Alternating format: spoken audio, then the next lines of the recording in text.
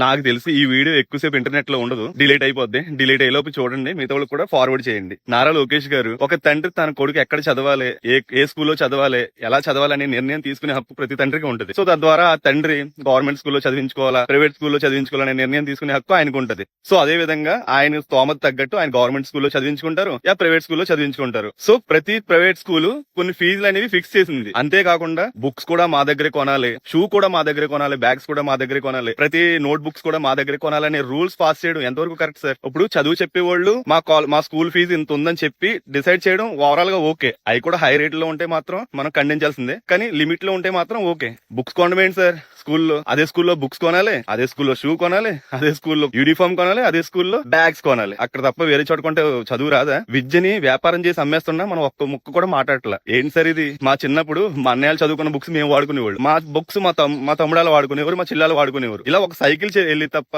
ఈ సంవత్సరం ఉన్న సబ్జెక్టు వచ్చే సంవత్సరం మారిపోతాయా? అయ్యేం చదువులు సార్? అలా మార్చేసే ప్రతి వాళ్ళు బిజినెస్ స్టార్ట్ చేస్తారు. అంటే ఈ సంవత్సరం ఉన్న సబ్జెక్టులు వచ్చే సంవత్సరం ఉండవా? అదేం లెక్క? అంటే ముందు చదువుకున్న వాళ్ళకి వేరు, వీళ్ళు చదువుకున్న వాళ్ళకి వేరా? సబ్జెక్టులు మార్చేస్తున్నారు, సిలబస్ మార్చేస్తున్నారు. ఏంటి సార్ ఇది?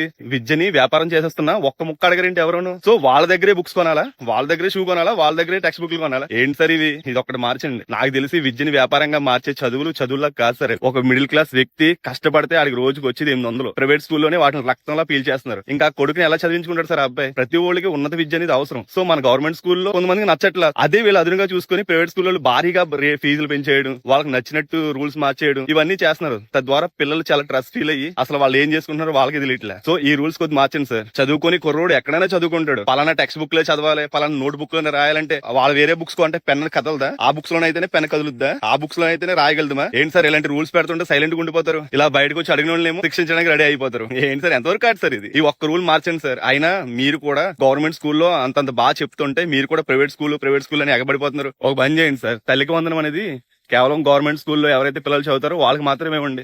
అప్పుడు చూద్దాం ఎలా నిండవో గవర్నమెంట్ స్కూల్స్. వాళ్ళ స్తోమత తగ్గట్టు వాళ్ళు కొనుక్కుంటారు. అంతేగాని మా దగ్గరే కొనాలని రూల్స్ పాస్ చేస్తే మాత్రం ఊరుకునేది లేదు సార్. కాదు మా దగ్గరే కొనాలి, ఇలాగే కొనాలి, మేము చెప్పింది రేట్ అని చెప్పి డిసైడ్ అయితే మాత్రం నాలంటోడు ఎవడో వస్తాడో మొత్తం రూల్స్ అని మార్చేస్తాడు. సో అంత దాకా తీసుకురావచ్చు సార్. మాక్సిమం స్కూల్ ఫీజులు తగ్గించండి, టెక్స్ట్ బుక్లు వాళ్ళు నచ్చిన చోట కొనుక్కోమనండి, నోట్ బుక్స్ వాళ్ళు నచ్చిన చోట కొనుక్కోమండి. తద్వారా ఆయనకు కూడా బర్డెన్ ఉండదు. సో చదువుకునే కుర్రోడు కూడా బాగా చదువుకుంటాడు. దానివల్ల అన్ని సక్రమంగా జరుగుతాయి. ఒక స్కూల్ ఎల్కేజీ స్కూల్ పిల్లడు పాస్ అవ్వాలంటే ₹1,00,000 ఖర్చు అవుతుంది. సింపుల్ గా ₹1,00,000 ఖర్చు అయిపోతుంది. ఏబీసీలు నేర్చుకుంటే ₹1,00,000. సో దీని గురించి కొద్ది ఆలోచించండి సార్ లోకేష్ గారు.